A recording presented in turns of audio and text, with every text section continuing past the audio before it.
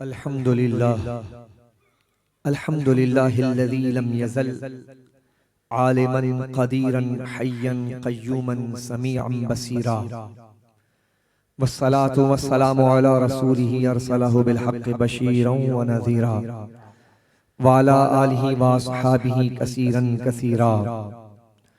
अम्मा बाद फ़अऊज़ु बिल्लाहि मिनश शैतानिर रजीम बिस्मिल्लाहिर रहमानिर रहीम।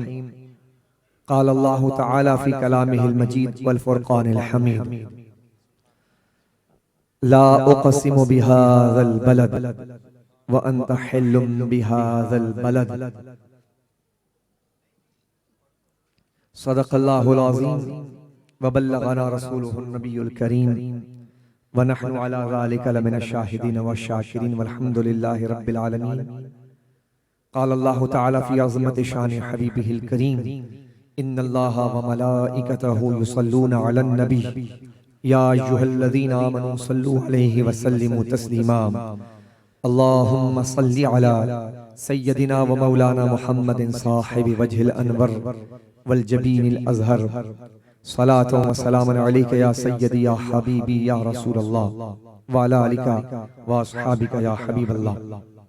अल्लाह जल्ला मजदहुल करीम की बेहतरीन हम्द व सना, तमाम महामिद व महासिन व मकारिम अल्लाह वहदहु ला शरीक के लिए है और उसके प्यारे हबीब लबीब साहिब खुशखिसाल पैकर हुस्न व जमाल दाफ़े रंजो मलाल रसूल बेमिसाल बीबी आमना के लाल हमारे और आपके सरदार दस्तगीर जहां हामी बेकसां सरवरे सरवरां ततीमाए दौरां शाह खुबा शहनशाह हसीना नाज़िश अर्ज़ो समा सय्याह ला मकाम सैयद इंस व जान इमामुल अव्वलीन व आखरीन खातमुन नबिय्यीन सैयदुल मासूमीन महबूब रब्बिल आलमीन जनाब अहमद मुश्तबा व मोहम्मद मुस्तफ़ा सल्लल्लाहु अलैहि व आलिहि वसल्लम के दरबारे गोहरबार में अकीदतों का मोहब्बतों का नजराना बसद एहतराम अर्ज करने के बाद तमाम मुशाहिदीन तमाम मुस्तमीईन हज़रात व ख़वातीन अस्सलामु अलैकुम व रहमतुल्लाहि तआला व बरकातुहू। आज की मुबारक महफिल ये मदीना मुनव्वरा और हरम पाक की ज़ियारत के बाद मुशर्रफ होने के बाद अपने वतन वापसी पर हमारे आमिरुल्लाह भाई मदीने वाले इन्होंने इसको मुनअक़िद की और यहाँ पर बहुत सारे अहबाब तशरीफ फरमा हैं जो मदीना तैयबा को देख कर आए हैं। कसम खुदा की मदीना जिन्होंने देखा है ढूंढ लेंगी आंखें हजार आंखों में। ये तो मुफ्ती आज़म मुस्तफ़ा रज़ा खां रहमतुल्लाह ताला अलैह वो साहिब नज़र थे, उन्होंने अपने नज़र का कमाल बयान किया। अल्लाह हमें भी ऐसे ही साहिब बसीरत बनाए। आज के मसरूफ़ तरीन ज़माने में लोगों के पास वक्त की किल्लत है, मसाइल की कसरत है, जिसकी वजह से बहुत से अहबाब आपके दोस्त अहबाब में अइज़ा वाक़रिबा में आपके बहुत से ऐसे बिजनेस पार्टनर्स होंगे कि जिनके पास माल की फरावानी है, दौलत है, अहले सरवत हैं, लेकिन उन्होंने मक्का मदीना नहीं देखा या उन्होंने कोशिश नहीं की। ये वो दर है जहाँ पर लोग जाते हैं, अहले मोहब्बत जाते हैं, अहले इश्क जाते हैं, उलमा जाते हैं। आला हज़रत रहमतुल्लाह ताला ने तो अपनी कैफियत को यूं बयान किया, हरम की ज़मीं और कदम रख के रख चलना, यानी जाने के बाद भी कैफियत का इजहार यूं होता है, हरम की ज़मीं और कदम रख के चलना। अरे सर का मौका है वो जाने वाले। और डॉक्टर मोहम्मद इकबाल इतना बड़ा शायर, शायर मशरिक़, फ़ैलसूफ़े इस्लाम और पाकिस्तान की तस्वीर पेश करने वाले, उन्होंने अपनी कैफियत का इजहार किया। उन्होंने कहा मैंने हर जगह देखा, मैं पेरिस भी गया, मैं उस जमाने के अंदर जर्मनी भी गए, लंदन देखा, सब देखा, लेकिन कहते हैं कि मेरी आंखों में झांक कर देखो तो खीरा न कर सका मुझे जलवाए दानिश फरंग, सुरमा है मेरी आंख का खाके मदीना व नजफ। ये एक अलग कहानी है, ये अलग एक उन्वान है कि अगर अहले मोहब्बत, अहले दानिश और बीनिश को अगर आप खंगालें तो आपको पता चलेगा कि फैज़ कितना लुटता है, कितना मिलता है। सब कुछ वहीं से मिलता है। हजार बार भी शोयम दहंज़े मुश्को गुलाब, उनूज़े नाम तो गुफ्तन कमाल बेअदबीस्त। तो अपने वक्त में से थोड़ा वक्त निकालना हमें चाहिए। नबी करीम सल्लल्लाहु अलैहि वसल्लम से ज्यादा मसरूफ कौन होगा? हुजूर अलैहिस्सलाम की मसरूफियत न सिर्फ जमीनी थी बल्कि आसमानी भी थी। आपका ताल्लुक आसमानी दुनिया से था और बार बार इंटरेक्शन हजरत जिब्रील अलैहिस्सलाम से 24,000 मरतबा जिब्रील अलैहिस्सलाम हुजूर के दरबार में आए और ये 23 साल के मुख्तसर अरसे के अंदर ये कम्युनिकेशन जो था हजरत जिब्रील अलैहिस्सलाम के साथ 24,000 मरतबा ये आसमानी दुनिया। फिर वो फूद आते थे, फिर आपके अज़वाज थी, फिर गुलामान मुस्तफ़ा थे, उनकी तालीम थी, फिर जिहाद का एक बहुत बड़ा सिलसिला था। मक्की मदनी जिंदगी दोनों को आप उठाकर खंगाल कर देखें तो मदीना तैयबा के सिर्फ 2 हिजरी से लेकर 9 हिजरी 7 साल के अंदर 83 लड़ाइयां लड़ी, इनमें 27 जंगों के अंदर हुजूर खुद बशमूल उसमें शामिल थे, बनफ्से नफीस उसमें शामिल थे। ये मसरूफियत थी हुजूर अलैहिस्सलाम की। फिर रातें हुजूर की अल्लाह के हुजूर बसर होती थी। फिर कभी आप आसमानी दुनिया की तरफ जाते थे तो आप काबा कौसैन तक पहुंच जाते थे। ये हुजूर अलैहिस्सलाम का ये एक बहुत बड़ा सिलसिला मुलाकातों का रहा, लेकिन उसके बावजूद आपने 4 उम्रे अदा फरमाए और एक हज आपने, यानी नबूवत के ऐलान के बाद आपने जो हज फरमाए थे पहले, लेकिन हज की फर्जियत के बाद एक हज किया। तो आप गौर कीजिए कि जो लोग उम्रे के लिए जाते हैं या हज के लिए जाते हैं तो ये कोई छोटा अमल नहीं है। उस दहलीज पर जाना ये उस शाकान मुस्तफ़ा का, गुलामान मुस्तफ़ा का हमेशा से वतीरा रहा है। फैज़ लेना, इंसान अंदर से उजला हो जाता है, इंसान का जाहिर बातिन बिल्कुल साफ और शफाफ मुजल्ला मुसफ़ा हो जाता है। उस दर पे बैठना ही इंसान के लिए बहुत बड़ी नेमत होती है, वहां पहुंचना। बहरहाल उसके बाद ये सिलसिला चला। हजरत सैयदना अबू बकर सिद्दीक रज़ी अल्लाह ताला अन्हु हुजूर के विसाल के बाद 2 साल आप बाकायदे हयात रहे, आपने दोनों साल हज किया। उसके बाद हजरत उमर बिन खत्ताब का जमाना आया, आपने 10 साल हज किए। यानी ये सिलसिला चलता रहा। ये एक तारीख का एक बहुत बड़ा, यानी तारीख की बहुत बड़ी हकीकत है जिसे हमें समझने की जरूरत है। हजरत इमाम अली मकाम इमाम हुसैन ने 25 सफर हज पैदल फरमाए। इमाम आजम अबू हनीफा रहमतुल्लाह ने 55 हज फरमाए। यानी आपने इसी वजह से आपने ईद की नमाज अदा नहीं फरमाई। आप पर एक एतराज होता है कि उन्होंने ईद की नमाज नहीं अदा फरमाई, क्योंकि हाजी के ऊपर ईद की नमाज नहीं है। इसलिए इमाम आजम अबू हनीफा रहमतुल्लाह अलैह 55 हज जिंदगी के अंदर हर साल गए। और बायजीद बुस्तामी जैसा कोई शख्स हो तो फिर क्या कहने हैं। बायजीद बुस्तामी रहमतुल्लाह अलैह हज करने के लिए जा रहे हैं, आपके हज का अंदाज ही कुछ और है, हर कदम पर 2 रकअत नफिल पढ़ते जा रहे हैं। ये अंदाज था। फिर फरमाते कि जब मैं पहली मर्तबा गया तो कहा काबा देखा, सिर्फ काबा नजर आया, अल्लाह अकबर। फिर कहते दोबारा गया फिर मैं, और मैं तलाश में गया काबा देखना ये कोई कमाल तो नहीं है, काबे वाले को भी देखना है। फिर अगले साल हज पे गए तो कहा काबा भी देखा, काबे वाले को भी देखा। फिर फरमाने लगे कि नहीं मजा अभी भी नहीं आया, फिर काबा दरमियान में क्यों हाइल है, जब मकसूद सामने आ जाए तो फिर जराए हट जाने चाहिए। फिर अगले साल फिर गए और फरमाने लगे अब तो बड़ा मजा आया, अब तो सिर्फ और सिर्फ काबे वाला ही को देखा। ये अंदाज था अल्लाह अकबर उन बुजुर्गान का जिन्होंने इसको देखा। हमारे यहाँ बहुत से ऐसे अहबाब हैं जो जरायों में उलझ गए हैं। जरायों से आगे बढ़ना चाहिए, मकसद की तरफ आना चाहिए, मतलूब को देखें, मतलूब क्या है। बहरहाल मैंने कुरान करीम की आयत करीमा तिलावत की है, सूरह बलद। ये कुरान करीम में मुसहफ शरीफ के अंदर 90 आयत नंबर 90 है मुसहफ में, और 20 आयतों पर मुश्तमिल है ये सूरह मुबारका। इसकी इब्तिदा हुई है कसम से, ला उक़सिमु बिहाज़ल बलद। अल्लाह तबारक व तआला किसी बात का अगर इजहार कसम से फरमाता है, जैसे हम और आप अगर कोई गुफ्तगू करते हैं तो कोई बुजुर्ग आदमी बात करे तो वैसी बात सुननी चाहिए। कोई बड़ा आदमी बात करे, आलिम बात करे तो बात सुननी चाहिए। घर के अंदर दादा बात करें तो कान लगाकर, अदब यही है। घर में वालिद साहब बात करें तो ये अदब का तकाजा है। हत्ता के रसूल पाक सल्लल्लाहु अलैहि वसल्लम ने अदब यहां तक सिखाया, अनस जब अपने बाप के साथ चला करो तो कदम तुम्हारे आगे ना हो, पीछे रहो तो तुम्हारे रिस्क में अल्लाह बरकत डालेगा। अदब सिखाया, ये अदब होना चाहिए। आज हमारे माशरे के अंदर अगर आप इस्लाम की अगर कोई एक 1 वर्ड अगर आप इसकी डेफिनेशन पूछना चाहें तो 1 वर्ड में अगर कोई आंसर देना चाहे तो फकत ये है कि इस्लाम क्या है, इस्लाम अदब है। 1 वर्ड आंसर यही है कि इस्लाम क्या है, अदब है।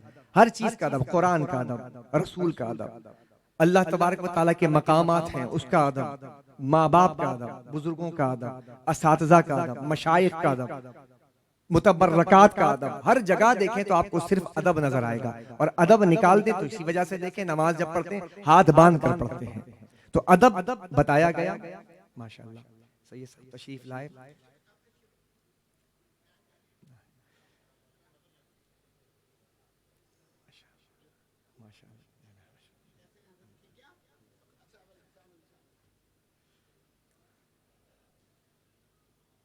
तो बुजुर्गों के बारे में ये कहा कि जब बुजुर्ग कलाम करें, बुजुर्ग आए, उनका अदब, उनकी ताजीम जरूरी है। हमारे यहाँ हमारी सोसाइटी से जो सबसे पहली चीज निकल रही है वो अदब निकल रहा है। हजरत सैयदना अब्दुल्ला इब्ने उमर रदी अल्लाह, हमारे यहाँ कॉन्फिडेंस कहते हैं इसको, बेअदबी को। ये जब से स्कूलिंग सिस्टम और मुकाबले ने जब से स्कूलिंग सिस्टम को मुतारफ करवाया, ये बात आप काबिल गौर है। अगर इस आप हिस्ट्री को पढ़ें सिर्फ बड़े सगीर सब कॉन्टिनेंट के, तो आपको ये बात का इदराक और शऊर मिलेगा कि अंग्रेज साम्राज्य के आने से कबल सिर्फ पंजाब की लिटरेसी जो थी वो 80% से ऊपर थी। अंग्रेज साम्राज्य के आने से आप पढ़ें, महकमा औकाफ पंजाब ने एक लिटरेचर शाया किया, उसके अंदर ये तहकीक मौजूद है। उससे पहले जब मुकाबले ने स्कूलिंग सिस्टम मुतारफ नहीं करवाया, तो फिर आप क्या कौन सा सिस्टम था, निजाम तालीम फिर क्या था आपके पास, किस निजाम तालीम से आपकी लिटरेसी बढ़ रही थी? तो फकत जवाब ये मिलेगा, उलमाए किराम थे, मशाइख थे, उनके आस्थाने थे, उनके साथ मदारिस थे, उन मदारिस से पढ़ने वाले लोग जो थे वो यानी अतिब्बा भी थे, उलमा भी थे, वो तबाबत भी करते थे, वो दीगर और उलूम और फनून पर दस्तरस रखते थे, वो सब काम करते थे। और यही बात है कि आप जब उठाकर देखें इस मुल्तान शरीफ की बात, तो मुल्तान शरीफ में एक बहुत बड़ी हस्ती गुजरे, बहाउद्दीन ज़करिया मुल्तानी रहमतुल्लाह तआला अलैह। बहाउद्दीन ज़करिया मुल्तानी रहमतुल्लाह अपने ज़माने सोहरवर्दी सिलसिला है, तवज्जो तलब बात है। ये सारे सलासिल जो हैं इस पूरे मुल्तान से लेकर आप आगे की तरफ जाएं तो सिलसिला सोहरवर्दिया ने बड़ा काम किया है। सिलसिला सोहरवर्दिया की बात हमारे यहाँ कम की जाती है, लेकिन आप देखें लाल शाहबाज कलंदर रहमतुल्लाह अलैह सिलसिला सोहरवर्दिया के बहुत बड़े चश्मो चराग हैं। और फिर आपका नाम देखें, उस जमाने में 800 साल पहले अगर किसी सैयदजादे के घर में बच्चा पैदा होता है तो उसका नाम का इंतखाब, ये आज की बातें हैं ना, जो आज हमारे यहाँ रिफ्स आ रहा है, आज आपके यहाँ रवाफिज जो है आपके अंदर जो है वो सुरूद कर रहे हैं, उनके नजरियात, उनके अकलियात, उनके इल्म हमारे यहाँ आ रहे हैं, इंटरेक्शन ज्यादा है ना, इसकी वजह से आज इस बात को मुमताज और मुमय्यज करना आसान नहीं है। लेकिन थोड़ा पीछे जाकर देखें तो आपको नजर आएगा 800 साल पहले अगर सैयदजादों के घर में औलाद पैदा होती है तो नाम उस्मान रखा जाता है। क्या रखा जाता है? उस्मान मरवंदी नाम है। आप तहकीकात कीजिए ना, आप इन बातों को सामने रखकर अहले सुन्नत वल जमात का मिजाज कायम कीजिए। अहले सुन्नत का मिजाज क्या था? तवज्जो तलब बात है। हम साबिर पाक का जिक्र करते हैं, 13 रबीउल अव्वल आपका उर्स मुबारक है, जहां पर 12 रबीउल अव्वल से हम फारिग होते हैं और अगले दिन ही साबिर पाक रहमतुल्लाह अलैह का उर्स मुबारक है। ये कौन है? ये सैयदजादे इमाम हसन की औलाद में से हैं, इमाम हसन की औलाद में से सैयद अब्दुल रहीम आपके वालिद का नाम है। लेकिन आपके वालिद का जब निकाह हुआ तो पूरे के पूरे उस अफगानिस्तान के मावराउ नहर के इलाके के अंदर ये रहने वाले लोग थे जो कि सादात किराम का घराना था। बेटी की तलाश है, बहू की तलाश है, बहू ढूंढा जाता है, आपके घरों में भी ढूंढा जाता है। तो आप देखते हैं कि खानदान कैसा है, अच्छा खानदान है, रख रखाव वाले हैं, हसब नसब कैसा है, अखलाक किरदार कैसा है, इसके साथ इसके बच्चे, इसकी तरबियत कैसे हुई है, ये सब देखा जाता है। बहू लेकर आ रहे हैं, आप अंदाजा लगाएं इमाम हसन का घराना है तो बहू की तलाश की गई। तो पता है जिस घराने का इंतखाब किया गया वो फारूक आजम के घराने का इंतखाब किया गया है। बाबा फरीद फारूकी हैं, बाबा फरीद रहमतुल्लाह अलैह फारूकी हैं, और फारूकी घराने से बेटी लाई जाती है, बहू का इंतखाब किया जाता है। आज जो इतने सादात किराम और इतनी बड़ी बड़ी बातें अब्दुल्ला शाह गाजी रहमतुल्लाह अलैह के दरबार मुकद्दस के हवाले से की जा रही है, ये बात सोचने वाली है अहले सुन्नत वल जमात के लिए। कोई इनकी यहाँ से एक शख्स ऐसा दिखा दे कि वो अपने आप को सादात कहता हो, मैं दूसरी तरफ की बात कर रहा हूँ, तो वो बताए कि किसने ऐसा किया है कि फारूक आजम की बेटी कभी अपने घर पे लेकर आए हो। लाल शाहबाज कलंदर के सामने धमाल करने वाले और दीगर और भी जो खुराफात करने वाले, उनसे पूछो जरा तुम्हारे घर में कभी किसी का नाम उस्मान भी है? गौर कीजिए आप, ये अहले इल्म बैठे हैं, ये तहकीकात सामने रख रहा हूं, उठाएं और माजी के झरोकों में झांक कर देखें। अल्लाह अकबर, आपको मुबरहन नजर आएगा कि तारीख इतना उजला है, इतना शफाफ है कि आप जिस कदम उठाएंगे तो आपको आले रसूल आपकी दस्तगीरी करते हुए नजर आते हैं। हजरत ज़ीवकार, बात इधर से इधर चली गई, लेकिन मैंने आपके सामने एक नफीस नुक्ता आपके सामने रखा जो आज आपके सोशल मीडिया पर बहुत ज्यादा हाईलाइट की जा रही है बातों को। इसलिए हमारे नौजवानों की जरूरत इस चीज की है कि हम उन्हें एक्नॉलेज करें, उन्हें समझाएं। तो ये पूरी की पूरा इलाका सोहरवर्दी सिलसिले का, तो बहाउद्दीन ज़करिया मुल्तानी रहमतुल्लाह तआला अलैह, बहाउद्दीन ज़करिया मुल्तानी रहमतुल्लाह ने यूनिवर्सिटी की बुनियाद रखी, तालीम और ताल्लुम। बहाउद्दीन ज़करिया मुल्तानी रहमतुल्लाह अलैह सोहरवर्दी सिलसिले कहते हैं कि आपके जमाने में उस यूनिवर्सिटी से फारिग तहसील तलबा की तादाद 70,000 बताई जाती है। कितने? ये हमारे असलाफ के कारनामे थे। असलाफ ने जहां एक तरफ इश्क की बुनियाद रखी है तो वहां तालीम की तरवीज और इशाअत में अपना किरदार अदा किया। आप जाएं हजरत गौसे पाक रजी अल्लाह के दर पर जाएं, आप स्टडी करके देखें। हजरत गौसे आजम शेख अब्दुल कादिर जिलानी रहमतुल्लाह तआला अलैह ने जब मदरसा कादरिया की आपने बुनियाद रखी और बैठकर आप पढ़ाते थे, 18 असबाक पढ़ाते थे आप। कितने हैं कोई यहाँ पर 18 असबाक पढ़ाने वाले? और आप अपने वक्त के आप इमामुल औलिया भी हैं, कुतुबुल अक़दाब भी हैं, और आपके सामने हजरत ख्वाजा गरीब नवाज अपनी गर्दन को झुकाते हैं एक तरफ, तो दूसरी तरफ आपका आलम यह है कि आप मसनद इरशाद पर और मसनद इफ्ता पर बैठे हैं। तो पूरी दुनिया में जब मसला कोई हल नहीं होता, गौसुल आजम रजी अल्लाह तआला के दरबार में आता है, एक रात नहीं गुजरती गौसुल आजम उस फतवे का जवाब इनायत फरमा देते हैं। तो ये हमारे असलाफ है, ये हमारी तारीख है, ये हमारा वो एक बहुत बड़ा रोशन बाब है जो आज सर्द पड़ा हुआ है। इस पे देखने की जरूरत है। आपके मदरसा कादरिया के फारिग तहसील तलबा की तादाद हर साल 3,000 बताई जाती है।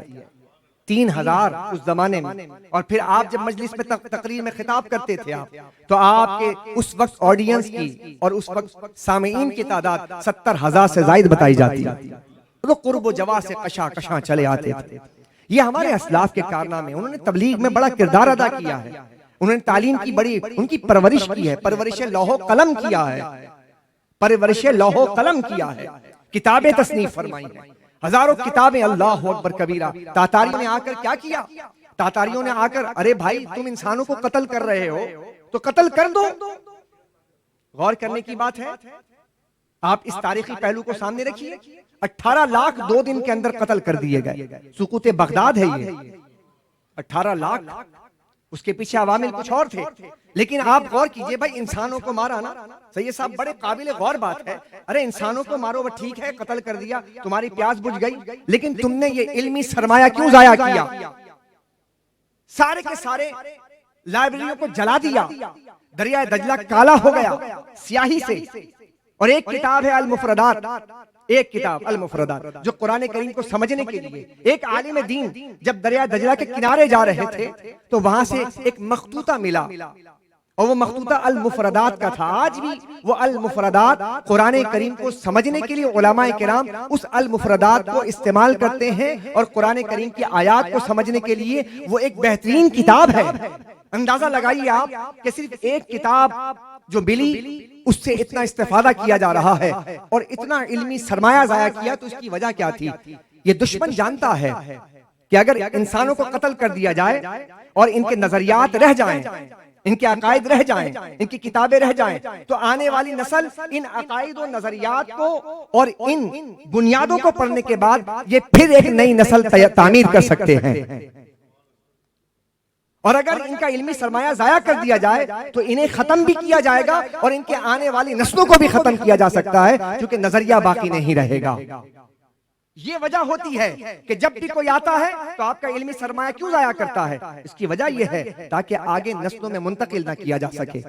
लेकिन खुदा की कसम, अल्लाह सुब्हानहू व तआला ने वो एहतमाम फरमाया है कुरान करीम के लिए। फरमाया तुम किताबें जला दो, किताबें खत्म कर दो। हमने कुरान करीम का एहतमाम ऐसा किया है, कहा कि हमने सीनों में नक्श कर दिया है दुनिया में अगर किताबें खत्म हो जाएं, लेकिन फरमाया कि जैसे ही नस्लों के अंदर ये मुंतकिल किए जाते हुए कहीं कोने में एक आध हाफिज भी रह जाएगा, कहा कि तुम कायनात के सारे इंसानियत को कत्ल नहीं कर सकते, वो हाफिज कुरान दोबारा से कुरान को दोबारा मुरत्तब करवा देगा। ये हमारी हिफाजत है। जब कुरान करीम फुरकान हमीद की हिफाजत इस अजीम शान अंदाज में की गई, जिसके पास ऐसी किताब, तो फिर उस कौम को आगे बढ़ना चाहिए। हजरत ज़ीवकार, ये ठट्ठा आप उठाकर देखें, ये ठट्ठा, इस ठट्ठे के बारे में आता है 300 जामियात थे यहाँ पर, 300 जामियात। हाशिम ठटवी रहमतुल्लाह अलैह के जो अरबी के मखतूतात हैं, यहाँ अहले इल्म हज़रात तशरीफ फरमाए, इसलिए जरा सा ज़ौक़ बना तो मैंने कहा कि आपकी बारगाह में ये सारे चीज़ रखूं ताकि ये गुनाहगार और सियाकार आपके सामने दर्द दिल रखे। 300 जामियात थे आपके ठट्ठा शरीफ में। आप सिर्फ मज़ारों को रोते हो, वहाँ जामियात को देखो कितने बड़े बड़े थे। और एक मखतूता सिर्फ हाशिम ठटवी रहमतुल्लाह अलैह का, उनके ऊपर पीएचडी की डिग्री के लिए शाम में जो तलबा है, शाम में तलबा आपके इस सिंध के आलिम दीन के उस मखतूते पर पीएचडी की डिग्री हासिल कर रहे हैं। इतना अजीम सरमाया हमारे पास। तो हज़रत ज़ीवकार अर्ज ये कर रहा था कि जब कोई बुजुर्ग बात करे तो बुजुर्ग की बात सुननी चाहिए, लेकिन जब कोई बुजुर्ग अगर कहे खुदा की कसम, अल्लाह की कसम, तो फिर कान खड़े हो जाते कि बात क्या की जा रही है, कि कसम खाकर, कसम इरशाद फरमाकर कोई बात की जाए, और जब रब कसम इरशाद फरमाए ला उक़सिमु बिहाज़ल बलद, कसम है इस शहर मक्का की, तो मक्का इन्ना अव्वला बैती वुदिअ लिन्नास लल्लज़ी बिबक्कता मुबारकन व हुदन लिन्नास हुदल लिल आलमीन, ये पहला घर है बक्का जहां पर सारी बरकतें उमड़ कर आ गई हैं, अमन का शहर है, बलद अमीन है, हिदायत का जामे है। अल्लाह रब्बुल इज्जत ने प्यारे बंदों से इसकी तामीर की है। वइज़ यरफ़उ इब्राहीमुल क़वाइद मिनल बैति व इस्माईल, उठाएं कुरान करीम और उठाकर देखें। आप और हम मस्जिद की तामीर करें तो बड़े मजे से कहते हैं कैसी मस्जिद बनाई है, आओ आके देखो काबा, काबे को बनाने वाला इब्राहिम खलीलुल्लाह है और गारा उठा के देने वाला इस्माइल ज़बीउल्लाह है। अल्लाह अकबर कबीरा। गौर कीजिए, ये काबा तामीर किया गया तो खाने काबा तो वैसे ही मुबारक है, वहां पर हतीम है, वहां मिना है, मुज़दलिफा है, आराफात है, वहां पर मुस्तजार है, वहां पर सफा मरवा है, वहां पर आबे जमजम है, क्या नहीं है वहां। देखा है हमारे आमिरुल्लाह भाई ने वहां जाकर, ये जितने भी वहां पर बैठे, हुज़ैफा मियां बैठे, ये सारे बैठे जिन्होंने मदीना मुनव्वरा मक्का मुकर्रमा देखा, सहने मक्का में जाके इस वक्त मताफ के अंदर, मताफ जहां पर है उस मताफ में 70 अंबिया किराम के मजार हैं, इतना मुबारक है। लेकिन कभी अल्लाह रब्बुल इज्जत ने कसम नहीं इरशाद फरमाई। जितने भी पैगंबर होते थे उनके कौमों के ऊपर अजाब आता था, हुक्म होता था जाओ काबे में जाकर बकिया जिंदगी गुजारो, मक्के में जाकर वो गुजारते थे, वहीं उनका विसाल हो जाता था। लेकिन कभी अल्लाह तबारक व तआला ने इस शहर की कसम इरशाद नहीं फरमाई। कसम कब इरशाद फरमाई, कहा कि व अंत हिल्लुम बिहाज़ल बलद, मिना पहले से था, मुज़दलिफा पहले से था, अराफात पहले से था, जमजम पहले से था, लेकिन कसम इरशाद नहीं फरमाई। कसम कब इरशाद फरमाई, ये बात काबिल गौर है। ये हाल कैद होता है जुल्हाल का, कसम है शहर मक्का की, तो हालत क्या है कि कसम इरशाद फरमाई जा रही है। हाल और जुल्हाल के अंदर ये मुताबकत होती है, तो कहा हाल ये है, जुल्हाल हाल से मुक़य्यद होता है। कहा कि कसम इसलिए खाई है कि अल्लाह ने फरमाया कि हबीब आप जब से सहने आलम में कदम रंजा फरमाते हैं और आपके कदम नाज़रीन इस शहर में लग जाते हैं, पहले से ये हरम था, पहले से ये मताफ था, पहले से ये हतीम था, पहले से ये काबा मुकर्रमा के ऊपर खिलाफ चढ़ाया जाता था, लेकिन लाइक कसम ना हुआ। लाइक कसम उस वक्त हुआ जब मेरा महबूब इस शहर में आता है, जब इस शहर में मुस्तफा के सांसों की खुशबू बसती है, जब मुस्तफा करीम अलैहिस्सलातु वस्सलाम के पसीने की खुशबू आती है, जब इस शहर ने दीदार मुस्तफा किया है, तो कहा कि वअंत हिल्लुम बिहाज़ल बलद, शहर मक्का तेरी कसम इसलिए है कि महबूब जलवा अफरोज है, अफरोज है। महबूब आ जाए तो कसम, अंदाजा लगा रहे, ये बात काबिल गौर है। महबूब आ जाए, महबूब आ जाए तो लायक कसम बन जाए। इसको मैं एक मिसाल के जरिए, मेरी माएँ बहनें भी सुन रही हैं, बच्चियां भी सुन रही हैं, मैं आपकी एक मिसाल देता हूं कि हाल जुल्हाज से मुक़य्यद होता है। कसम किस लिए इरशाद फरमाई गई, और फिर जब अल्लाह रब्बुल इज्जत कसम इरशाद फरमाए तो अल्लाह ने पूरे कुरान में जा बजा देखे आप कसम है, वल अस्र, कसम है जमाने महबूब की। हुजूर आ जाए तो हुजूर के जमाने की कसम, सही है, और हुजूर अगर आ जाए तो वद्दुहा, तेरे चेहरे की कसम। हुजूर आ जाए तो वल्लैल, तेरे जुल्फ़े अंबरीन की कसम। हुजूर आ जाए तो वल आदियात दबहन, फलमूरियात कदहन, फलमुगीरात सुबहन, फासरन बिही नक़अन, फवसतन बिही जमा। 5 कसम इरशाद फरमाए। घोड़े की कसम यार, घोड़ा तो घोड़ा है जात का, घोड़े की क्या कसम है? अस्तबल में खड़ा है घोड़ा, उसकी कसम नहीं। लेकिन महबूब अस्तबल वाले घोड़े की कसम नहीं है, ये वो घोड़ा है जो जिहाद में जाता है।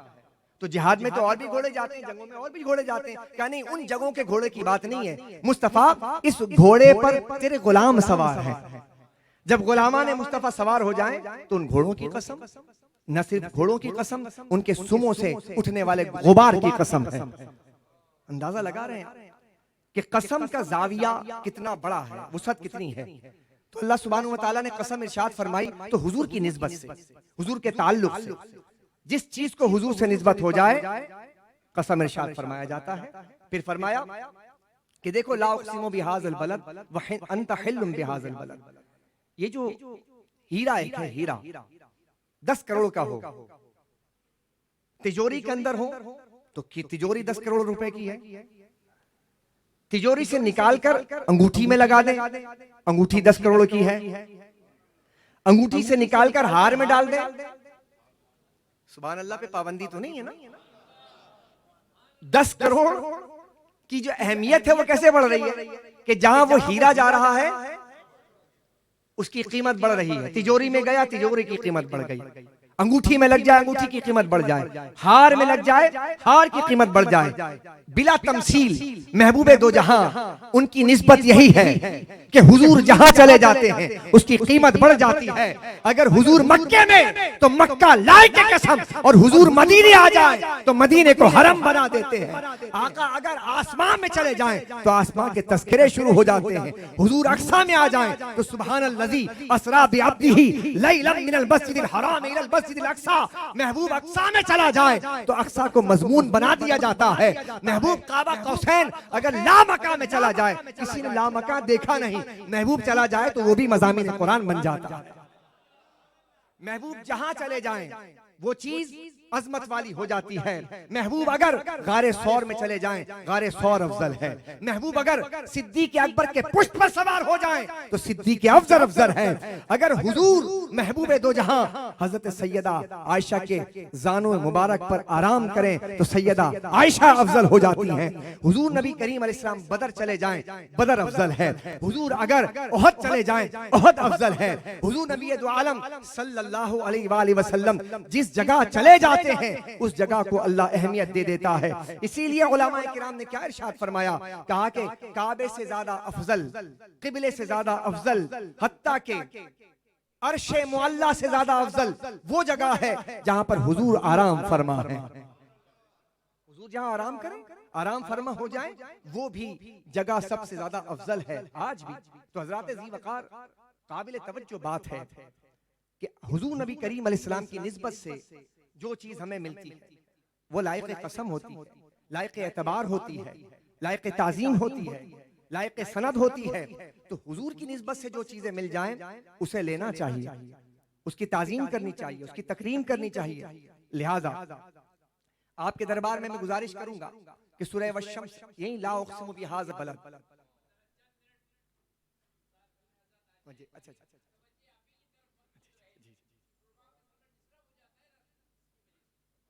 माशाअल्लाह, हाजी साहब तशरीफ।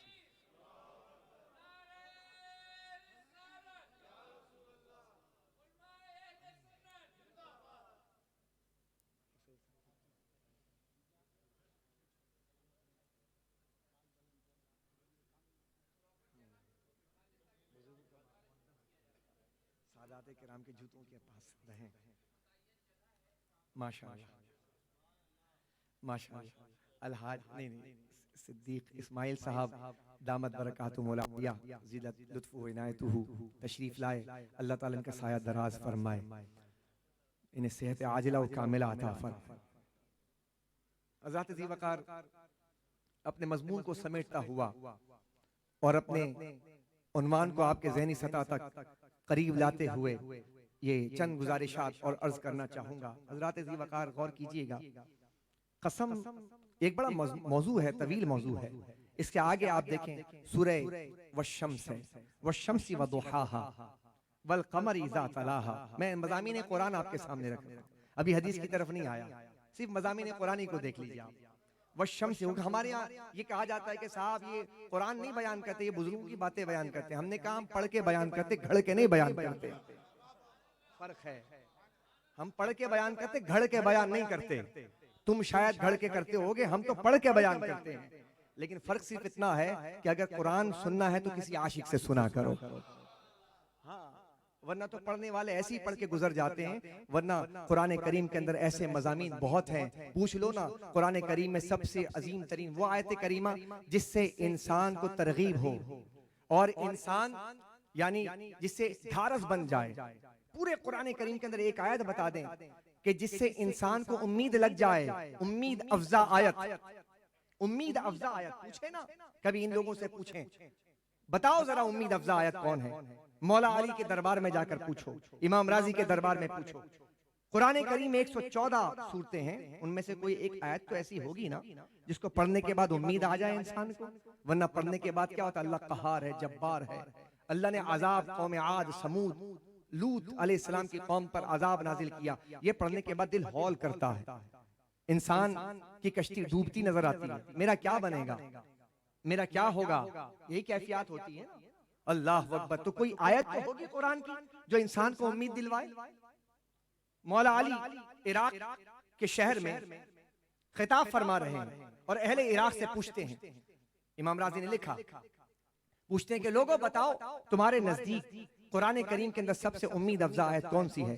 तो अहले इराक ने कहा ला तक़नतु मिर रहमतिल्लाह, कहा ये तुम्हारे नजदीक है, ला तक़नतु मिर रहमतिल्लाह, उम्मीद अफजा आयत। लेकिन अहले बैत से पूछो कि कुरान की उम्मीद अफजा आयत कौन सी है, तो फरमाने लगे अहले बैत का इत्तिफाक है इस बात पर कि कुरान करीम के अंदर सारे कुरान में एक आयत ऐसी है जिसे पढ़ने के बाद उम्मीद बन जाती है। कहा वो कौन सी आयत है, कहा वला सौफ युअतीका रब्बुका फतरदा, हबीब आपको अल्लाह अनकरीब इतना अता करेगा कि आप राजी हो जाएंगे, आप राजी हो जाएंगे। तो पूछा या रसूल अल्लाह आप कब राजी होंगे, तो कहा कि मैं तो उस वक्त तक राजी नहीं होऊंगा जब तक मेरा एक उम्मती जहन्नम में रहेगा। या आका दो जहां सल्लल्लाहु अलैहि वसल्लम ने ये ढारस दी है। इसीलिए आका करीम अलैहिस्सलाम जब भी दुआ करते थे फरमाया रब्बी हबली उम्मती, अल्लाहुम्मा उम्मती, ऐ अल्लाह मेरी उम्मत को मेरे हवाले कर। क्या ये बात ऐसे नहीं हो सकती थी कि अल्लाह मैं अपनी उम्मत को तेरे हवाले कर रहा हूं? क्या इसमें कोई कबाहत थी? क्या इसमें कोई मजमून बिगड़ जाता? क्या कोई ऐसी बात थी कि अल्लाह के सुपुर्द करने में कोई घाटा, कोई खसारा हो जाता? नहीं, ऐसी बात नहीं थी। तो फिर हुजूर ने अपने पास क्यों रखा कि अल्लाह मेरी उम्मत को मेरे हवाले कर दे, रब्बी हबली उम्मती। तो उलमा फरमाते हैं अल्लाह के हवाले इसलिए नहीं किया कि जहां पे अल्लाह रहमान है, रहीम है, जहां पर अल्लाह सत्तार है, गफ्फार है, वहां कहार और जब्बार भी है। तो हबीब अलैहिस्सलाम ने फरमाया ऐ प्यारे अल्लाह मैं तेरे हवाले इसलिए नहीं करता कहीं तेरी कहारियत और जब्बारियत गालिब आ गई तो मेरी उम्मत का क्या होगा। मैंने अपने पास इसलिए बुलाया है अपनी उम्मत को और सुपुर्द करने का इसलिए अर्ज किया है कि मैं सरापा रहमत बनाकर आया हूं। हर जगह हुजूर की रहमत का साया है इस उम्मत के ऊपर। तो हजरत ज़ी वक़ार यहाँ पर उलमा फरमाते वश्शम्सी वदुहाहा, कसम है सूरज की। सूरज इस वक्त जितने प्लैनेट्स हैं उसमें सबसे बड़ा सूरज है, ह्यूज कैपेसिटी के अंदर। जितने कन्वेंशनल आपके पास रिसोर्सेज एनर्जी के, वो सारे एनर्जी के रिसोर्सेज में सबसे पावरफुल जो है वो सूरज है, जिसे आप सोलर सिस्टम कहते हैं। आज एक सेकंड के अंदर, आज की तहकीक कहती है एक सेकंड के अंदर 27 अरब फ़ारेनहाइट वो एनर्जी सर्व करता है। इतना ज्यादा पावरफुल है, सारी दुनिया मिलकर भी उसके एक यानी परसेंट को भी वो मीट नहीं कर सकती। तो अल्लाह ने फरमाया वश्शम्स, कसम है सूरज की, देखो तो मैंने जो शाहकार बनाया है। तो लायक कसम तो बनता है ना कि अल्लाह रब्बुल इज्जत ने सारी कायनात के अंदर जो सूरज की रोशनी को फैलाया, एनर्जी के रिसोर्सेज से पैदा किए। आपके यहाँ जो फल जो पकता है वो इसकी वजह से पकता है। अगर ये ना हो तो फिर ग्लेशियर कैसे पिघलें, ये ना हो तो फिर सूरज की शुआएं, अल्लाह पूरी दुनिया के अंदर पूरा सिस्टम इससे अल्लाह ने डेवलप किया है। पूरी दुनिया के अंदर 96% पानी खारा है, 4% पानी सिर्फ मीठा है, लेकिन अल्लाह रब्बुल इज्जत ने पूरे पानी को खारा कर दिया ताकि कयामत तक जब भी इंसान को पानी की जरूरत पड़े तो सूरज की शुआएं उस पर पड़े। उसके बाद नमक को अलग कर दिया जाए और फिर उसको भाप बनाकर उसको बादल बना दिया जाए, मीठा पानी अलग कर दिया जाए, नमकियात को अलग कर दिया जाए, फिर सूरज के कंधे पर सवार करके, फिर हवाओं के कंधे पर सवार करके अल्लाह हुक्म दे फला जगह जाओ, मेरी कौम मेरे बंदे वहां पर उनको पानी की जरूरत है, वहां पर मवेशी मर रहे हैं, तो फिर वही पानी जो खारा होता है सूरज की शुआओं से मीठा किया जाता है और फिर हवाओं के दोष पर उस इलाके पर पहुंचाया जाता है और फिर बरखा से बरसना शुरू हो जाती है। तो प्यासी इंसानियत जब पानी पीती है तो कहती है अल्लाह तूने आसमान से कितना मीठा पानी बरसाया है। गौर कर रहे हैं आप? तो फिर वह शम्स, कसम है सूरज तेरी, तो ये तो लायक कसम बनता है ना, क्योंकि अल्लाह रब्बुल इज्जत ने सूरज को लायक कसम बनाया है। वह शम्स व दुहाहा, कसम है सूरज तेरी, और जब तू रोशनी बखेरना शुरू कर देता है। लेकिन मेरे मालिक इसके आगे वल कमर इज़ा तलाहा, कमर की क्यों, चांद की क्यों? तवज्जो है इस बात पर, बहुत काबिल गौर बात है। अल्लाह रब्बुल इज्जत के इस असरार और रुमूज में खो जाएं और गोताजन तो हो जाएं कुरान में। हम समंदरों के अंदर जाते हैं ना, समंदर के बाहर खड़े होने के बाद आपको शायद इसका इदराक ना हो कि समंदर के अंदर गहराई कितनी है, नहीं मालूम कि समंदर के अंदर खजाने कितने हैं। लेकिन जब कोई ड्राइवर जाता है अंदर और जाने के बाद देखता तो फिर गहराई देखता है और फिर खजाने देखता है। तो इसी तरह कुरान करीम है, इसे देखने में तो सिर्फ किताबों में लिखी हुई किताब है ना, लेकिन जब इसे खोलोगे, इसमें गोताजन हो जाओ, तो फिर पता चलेगा इसमें असरार और रुमूज कैसे हैं। हज़रत ज़ीवकार वल कमर इज़ा तलाहा, कसम है चांद तेरी जब तू उसके पीछे चला आया। तला यतलू का माना इत्तबा यत्तबिउ कहा है बाज़ उलमा के पीछे चलना, पीछे आना। गौर कीजिएगा, पैगाम देकर गुफ्तगू खत्म कर रहा हूं। कसम पे गौर कीजिएगा। वह शम्स व दुहा, कसम तो सूरज की बयान की, लेकिन साथ में कमर की भी की। सूरज की तो समझ आती है कि सूरज रोशनी दे रहा है और कमर उससे रोशनी ले रहा है, तो लेने वाले की कसम क्यों, देने वाली को तो समझ आती है। तो कहा इसकी एक अदा बड़ी पसंद आई मुझे। मालिक वो कौन सी अदा है? कहा कि जब ये सूरज जब निकलता है ना, ऐसे गुरूब होता है, उसके पीछे चला आता है। जो ये पीछे आता है ना, तो पीछे चला आना मुझे ये अदा इसकी बड़ी पसंद आई है, इसलिए मैंने चांद की कसम भी इरशाद फरमाई। तवज्जो चाहूंगा, जब चांद सूरज की इत्तिबा में पीछे आ जाए तो लायक कसम बन जाए। तो गौर करे मुसलमान, अगर तू मुस्तफा के पीछे चलेगा,